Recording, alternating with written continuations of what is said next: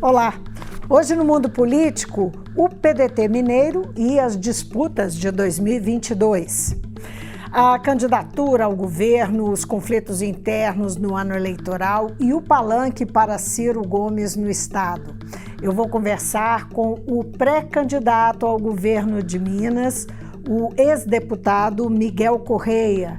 Muito bem-vindo. Eu que agradeço o convite, a oportunidade de estar aqui e de poder fazer o que eu mais gosto, defender as ideias e poder conquistar o coração e a representação das pessoas.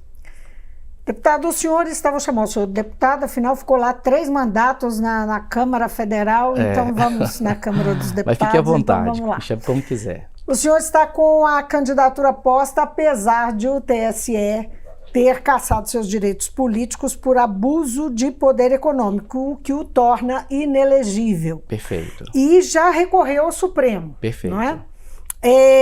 O senhor vai poder fazer o registro em agosto? Como é que vai funcionar isso? Eu quero dividir essa resposta em 3 partes, porque para mim isso é muito importante. A primeira dela é, em 20 anos quase de carreira pública, eu nunca fui sequer chamado ao Ministério Público. Eu nunca tive em lista, em delação, em absolutamente nada, mesmo tendo exercido quase toda a minha carreira cargos de absoluta relevância como relator geral do orçamento, né? Então essa é a primeira coisa, se trata de processo eleitoral, ponto. O segundo aspecto é, esse processo eu venci em Minas Gerais por 6-0. E quando ele sobe para Brasília, para o TSE, o escritório que naquele momento me representava sequer me comunica. Inclusive eu desafio esse escritório a provar que tenha uma ligação para o meu telefone, um WhatsApp para o meu telefone ou um e-mail sequer para os meus e-mails, seja meu institucional ou meu pessoal. Eu desafio. Assim como no momento que estava aqui no TRE, tem mais de 600 e que eu provo. E sequer foi apresentado defesa oral. Sustentação oral não foi feita para me defender. O que significa que eu não tive o que a Constituição me garante, que é o direito de ampla defesa. E por consequência, quando eu soube pela imprensa, um assessor me ligou e falou, olha, você está sabendo disso aqui? Eu falei, eu não sabia nem que tinha julgamento. Eu achei até que era uma notícia inverídica. E depois tive a surpresa que de fato era isso que estava acontecendo. Eu entendo, inclusive, que esse tal escritório tem como seu dono a candidatura agora a deputado, que tive essa notícia há pouco tempo. Mas cabe a ele responder e eu quero que ele responda, já que ele decidiu, inclusive, entrar para a vida pública. Quem é o candidato? Eu prefiro que isso vai acontecer, esse debate vai acontecer, porque eu não vou abrir mão de fazê-lo, porque o que é mais caro para uma pessoa que tem no idealismo, na paixão pela política, é o seu direito de poder representar, de poder defender as ideias, e isso eu não abrirei mão de fazer. E no que me cabe juridicamente, tanto eu estou pedindo a anulação, porque me foi cerceado o meu direito à defesa, então eu peço a anulação desse, porque ele volte a estaca zero no TSE, inclusive se quiser voltar para o TRE, eu não vejo nenhum problema, mas eu quero que ele aconteça da forma que me cabe como de direito. E, naturalmente, também recorrer ao Supremo. Agora, qual é a sua defesa? O senhor foi acusado de abuso de poder econômico, querendo ou não, foi julgado por isso e condenado. Isso. Então eu vou dialogar com o objeto da denúncia. Se eu venci por 6-0 aqui, é porque há algo muito difícil de entender como eu perco lá, sendo que os ministros do Supremo, a maioria votaram pela minha absolvição. Os ministros do Supremo que compõem o TSE. A acusação é de abuso de poder econômico. Por quê? Porque a empresa que eu sou o dono fez uma doação estimada para a minha campanha. E aí eu te pergunto, essa doação estimada não foi em dinheiro, ela é estimada. Por quê? Porque ela era dona de um software. Esse software que eu desenvolvi, eu fiquei numa seguinte encruzilhada. O que eu faço? Eu pago o software com dinheiro público do fundo partidário? Ou eu faço como se fosse uma doação? Porque eu utilizei, eu não omiti. Então eu fiz a prestação de contas deixando claro, eu utilizei o software e a empresa me cedeu, eu usei essa expressão, ela me cedeu o direito de usar. É por isso que eu fui condenado. Agora, o abuso é porque foi entendido que era alguma coisa muito cara, muito acima do que devia ser. Inclusive consta doado no processo o laudo da Polícia Federal falando que se você considerar qual é o alcance que o software teve, ele é irrelevante pela quantidade de votos que eu tive.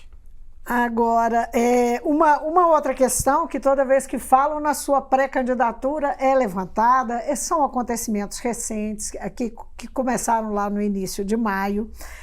Numa entrevista que o senhor deu a uma rádio, se não me engano, uma TV em Uberlândia, em Uberlândia, o senhor falou da sua proximidade com Ciro e Lula. Perfeito. Né? O senhor veio do PT. Longa trajetória. Esteve no atual Cidadania, no início da carreira, não é isso? Perfeito. No início da carreira do PPS, né? O antigo PPS. Foi para o PT, fez carreira no PT e depois, agora, esse ano, foi para o PDT. Isso. E aí o senhor fez uma referência tanto a Ciro quanto Lula como pessoas próximas. Perfeito. E o senhor falou que o Ciro ainda podia ter uma vitória, não é, se fizesse parte de um governo do Lula, caso Lula fosse eleito. Na verdade... Eu sei que é uma parte da fala, mas foi isso que foi muito explorado na imprensa. Ciro reagiu muito mal, disse que o senhor não é do PDT, que o senhor é ficha suja. Esse temperamento do Ciro é bastante conhecido, não é? Eu imagino que o senhor conheça bem. Por que o senhor falou disso? Fez essa declaração? Primeiro porque, independente do temperamento do Ciro, eu sou o Miguel, não é? E o Miguel tem as posições dele. Então, eu não posso abrir mão de falar e de defender o que eu acredito, né? E o que eu disse ali, eu vou repetir em todos os lugares. Eu até entendo perfeitamente bem e acho legal esse jogo que a imprensa faz. Muitos políticos não gostam de explorar uma certa frase. Não, faz parte do jogo. Então, em um momento que eu tenho um ato falho, que eu erro, e aí uma expressão gera uma interpretação e é explorado, isso faz parte do jogo político. Então eu começo por aí. Qual que é a frase exatamente? A frase que eu disse literalmente, quando me perguntado numa possibilidade de Ciro e Lula no segundo turno, já que eu tenho tanta relação com os dois, como eu me comportaria? Eu falei, eu escolhi o PDT. Eu escolhi defender um projeto que vai apresentar ideias novas. Agora, a vitória do Ciro terá o Lula no governo. Essa é a expressão. Por quê? E eu completo. Assim como, quando o Lula foi presidente, ele convidou o Ciro a participar do governo.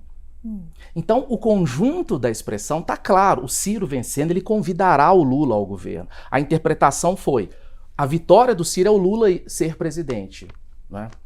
E aí gerou um mal-estar gigantesco, né? Pois o presidente do partido, o deputado federal Mário Eringer, chegou a dizer que ia deixar a presidência do partido, a coordenação. Ele enviou formalmente. Formalmente, ele chegou a formalizar, essa é uma questão. Ele formalizou. Então. E isso foi, enfim, aconteceu de fato? Ele deixou a presidência? Em tese, a formalização dele é um ato decisório. Agora, o presidente nacional, o Ciro Gomes, eu e toda a composição do diretório fizemos um apelo para ele, não poderíamos aceitar isso de forma alguma. A posição do presidente Mário Eringer, que inclusive me honra muito, né, porque é simples a gente cruzar os braços, é simples a gente fazer que o jogo não é com a gente, mas não é o caso dele.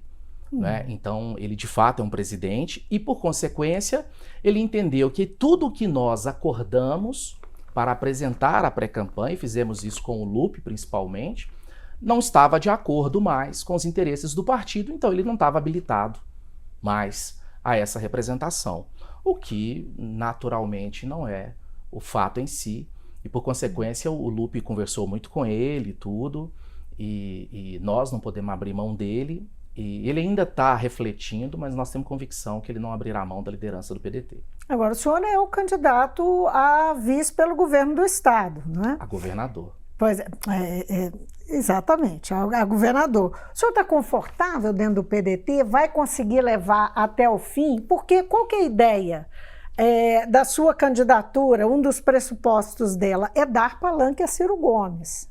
Olha, eu não colocaria dessa forma. Até compreendo, né? Eu serei militante do Ciro Gomes e a campanha de Minas Gerais do PDT, que eu represento, será militante e fará palanque ao Ciro Gomes. Só que a proposta principal de uma campanha a governador é apresentar ideias novas ao estado de Minas Gerais, e é isso que eu quero fazer. Então, eu não sou um candidato a palanque, eu sou um candidato a conquistar o coração dos mineiros, com as minhas ideias e com as ideias que eu quero apresentar e falar para as pessoas. E, por consequência, entendo que terei um papel muito importante na campanha do Ciro nacionalmente. Por quê? Porque eu sou um homem que, na minha trajetória inteira, nunca fui acusado de traição em nada na política. Eu sempre tive lado, eu sempre optei por ter lado e marchar naquele lado. E quando eu tomo a decisão, depois de um ano de conversas e negociação, de ir para o PDT, eu fiz com toda a convicção e compreendendo que é um partido como todos os outros, no sentido das disputas internas, e que eu sei lidar com isso, e que eu respeito e admiro isso, e por consequência é o PDT que eu estou, que eu represento e que eu milito. Uhum. A continuar essa disputa com Lula e Bolsonaro tão isolados à frente, acredita que Ciro vai até o fim do primeiro turno? Ele tem repetido, essa pergunta tem sido feita para ele, e ele tem sido muito, essa semana mesmo, ele voltou a repetir que de jeito nenhum ele deixa a disputa. O PDT vai até o final do primeiro turno? Eu tenho muito conforto em respondê-la. Em primeiro lugar, se eu falasse que não, eu teria que deixar a minha candidatura agora. Eu também participo de um cenário parecido, e até numa situação desfavorável ao que o Ciro está. E estou aqui, me apresentando como candidato. Em segundo lugar, eu tenho convicção que o melhor para a democracia é que o Ciro faça a campanha, participe dos debates, apresente as suas discussões. Talvez vou falar isso no calor de ter recebido o Cabo Daciolo aqui na semana passada, mas uma figura incrível, né? E com ideias incríveis. E foi um protagonista de grande envergadura na eleição. Naturalmente, ele não venceu as eleições, mas as ideias deles foram discutidas.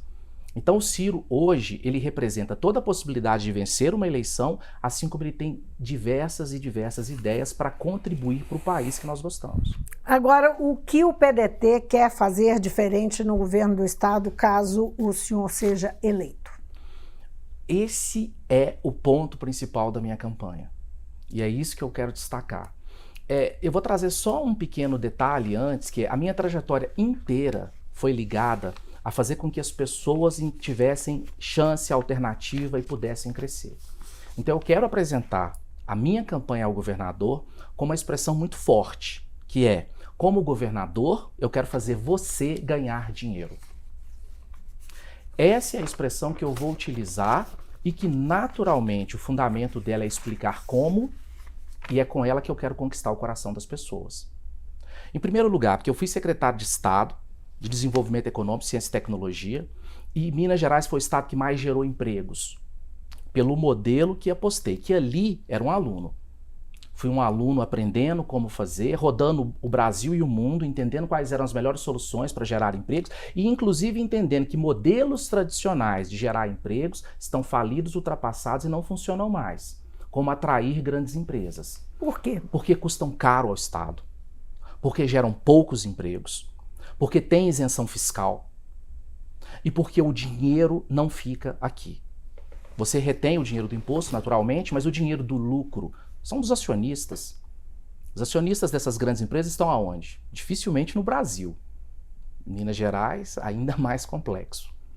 E o que seria a alternativa? A alternativa é investir no pequeno e no médio. Você colocar 1, 2, 3, 4 bilhões nos pequenos negócios, primeiro que gera mais empregos, são os pequenos negócios. Eles sim geram empregos. Salão de beleza, bar, restaurante, lojas, esses geram emprego. Em segundo lugar, esse dinheiro fica onde? Em Minas Gerais. Em terceiro, como essas pessoas atuam com esse dinheiro na economia local? Então ele vai na farmácia, no açougue, na padaria. Então esse dinheiro é aplicado e reinvestido. Em quarto lugar, essa pessoa não está isenta de imposto, ao contrário, ela gera mais impostos. impostos. Por consequência, o Estado arrecada mais. Então esse modelo valoriza o mineiro, põe dinheiro no bolso dele, faz o negócio dele acontecer, gera mais empregos, aumenta a arrecadação fiscal do Estado. Por que o senhor diz que grandes empresas não geram mais emprego? Eu preciso fazer. Tradicionalmente, né, a expectativa é que se tenha, esse modelo montadoras, não é, como é o caso de uma Fiat, uma Esse Volks. modelo foi vitorioso na industrialização. Foi vitorioso. Grande exemplo você citou, a Fiat. Vitorioso. Mas o que tem acontecido? Não é mais isso. O que tem acontecido, em primeiro lugar, é que os centros de produção do mundo, de todos os negócios no mundo, acontecem em 1, 2, 3, 4 países. Vou dar só um aqui, China. Custo de obra, custo de mão de obra, custo de produção, muito mais barato. Então não se atrai. Então essas próprias empresas não têm tanto interesse assim. Por consequência, a negociação de trazê-la ficou mais cara. Então o Estado tem que abrir muita mão para trazer uma dessa. E a cadeia dessa. produtiva, então? E os empregos? Funcionando hoje de outro jeito. Né? Isso aí. Na verdade, essa cadeia produtiva ela já acontece. Porque o que é tradicional do Estado de Minas Gerais é a agricultura, é o serviço, é o comércio. É isso que é tradicional. Só que é esse que nunca teve apoio. É ele que nunca teve um centavo sendo investido. Imagina um pequeno agricultor tendo 20 mil a mais por mês, tendo 10 mil a mais por mês. Imagina um salão de beleza tendo 10 mil a mais por mês. Vou deixar claro, com um plano de negócio que está aumentando o seu resultado, se ele ganhar mais, ele faz jus ao recebimento. Gerando emprego, se ele gerar mais emprego, ele faz jus ao recebimento. Porque gerar emprego tem custo para o Estado. Então isso é fomentar a economia. Isso eu sei fazer. Uma marca desse atual governo, que é o governo Zema, é a questão fiscal, não é? O controle, o ajuste de contas, a busca de solução de caixa do governo por conta do endividamento. O próprio governador já disse inúmeras vezes que o Estado estava quebrado e tal. O governo tem condição de investir? Primeiro, a sua opinião sobre essa política fiscal do Estado e como é que o senhor conduziria essa questão, porque o endividamento é real, não é? E o quanto de recurso seria necessário para o investimento desse tipo, grandeza. Que é investimento mesmo, né? Desenvolvimento. Eu vou explicar e tentar fazer com muita simplicidade. Eu até compreendo o Zema não entender de gestão pública, porque é muito importante entender você viver a gestão pública. E ele está nos seus 4 primeiros anos. Eu fiz isso em 2004. E ele está nos 4 primeiros. Então o Zema, com todo o respeito que eu tenho, que é uma pessoa íntegra, correta, mas ele não entende gestão pública. O senhor fez como? Eu fui vereador, eu fui deputado federal, fui relator geral do orçamento, eu fui secretário de Estado, eu fui da mesa diretora. Eu fui líder do governo Fernando Pimentel como prefeito de Belo Horizonte, avaliado a 8ª melhor prefeitura do mundo. Então, você aprende, você vive os problemas, você busca soluções. E a mentalidade que ele tem, eu exerço essa outra área, e essa talvez ele tem muito a me dar aula, a empresarial. Eu sou um empresário relativamente bem-sucedido, foi uma carreira que eu escolhi para não depender da política, né? E nessa ele me dá aula. Só que nessa missão é gerar lucro. Na política, não. A missão da política é resolver problema das pessoas que moram, habitam aqui e precisam de solução. Então, para mim, é um absurdo o Estado passar de dezembro para janeiro com 35 bilhões em caixa, com as estradas de Minas Gerais como estão, com a segurança pública como está, com o reajuste do funcionalismo como ele não fez. Não é lucro a missão do Estado, é resolver. Então a mentalidade que ele aplica ao governo está absolutamente fora do lugar. Ela é eficientíssima para a iniciativa privada, mas para o Estado não. O governo alega que precisou fazer caixa prevendo aí ter que pagar de uma hora para outra o que deve de juros. Que não é verdade. Que está suspenso desde que 2019. Não é verdade. Nunca existirá uma dívida da União sendo executada no seu conjunto total. Isso nunca existiu e nunca vai existir. Por quê? Porque ninguém tem capacidade desse pagamento. Então, se a dívida com a União tiver que ser paga, ela vai ser feita por parcelas, como sempre foi, na história do Brasil inteiro. E o que sempre tem tentado ser feito é alongar dívida. Então, essa fala é outra inverdade. Não a procede. Assembleia, inclusive, aprovou um projeto na semana passada que dá justamente um instrumento de negociação com o governo federal, com Perfeito. a União, para fazer isso com os juros, com essa dívida acumulada. E esse é o papel. O papel da mediação para uma dívida é torná-la possível de ser paga, não é inviabilizar o pagamento dela. Então a União também, ela sabe que não há possibilidade nenhuma dela fazer uma execução dessa. Então ela precisa tornar factível, possível o pagamento dela. Então ela tem que parcelar. E sobre a arrecadação do Estado, eu gostaria inclusive que ele apresentasse, porque eu não tenho condições dos instrumentos que hoje são públicos de compreender o que o governador Zema fez que gerou esse caixa. Eu e qualquer um que entrar no site da Secretaria da Fazenda, o que vai compreender é o aumento da arrecadação se deve ao não pagamento com a dívida da União, ao aumento dos combustíveis, por consequência o ICMS aumentou muito a sua arrecadação, e ao aumento da energia. Então, se ele fez isso... Que incide também no ICMS. Que incide no ICMS. Se ele fez isso, só tem a ver com a parceria que ele tem com o Bolsonaro. E, por consequência, aumentando a energia e aumentando os combustíveis. E aí quem pagou foi o povo mineiro. Foi a única coisa que ele fez. Mas o Bolsonaro disse que não tem nada com isso. É capaz. Agora, voltando à questão do governador, lembrando de um fato aqui que eu queria a sua opinião. O senhor foi vereador, foi deputado por 3 mandatos, deputado federal. Teve, então, uma razoável experiência no Legislativo. Uma das questões do governador ao longo do mandato, uma coisa que marcou o mandato dele, foi uma relação muito difícil com os deputados, com a Assembleia de Minas. Como é que o senhor vê essa questão de relação entre poderes e essa experiência? Como é que o senhor faria, caso fosse governador? É outro atestado de que viver... Tem um ditado que eu não gosto muito dele, mas eu tenho 2 amigos que adoram citá-lo, e por consequência ele está sempre rondando na minha cabeça que o diabo é o diabo porque ele é velho. Né? Então, se o governador Zema tivesse tido tempo de experiência na gestão pública, ele veria que a harmonia entre os poderes é princípio fundamental de uma democracia. Então, o respeito a uma casa legislativa é fundamental para que as coisas aconteçam. A parceria das instituições, a integração das instituições, foi tudo o que ele não fez. E o secretariado, que eu nunca vi tamanha arrogância. Eu nunca vi tamanha arrogância. Um secretariado que não respeita os deputados, os parlamentares, que não dialoga, que faz acordos e não cumprem.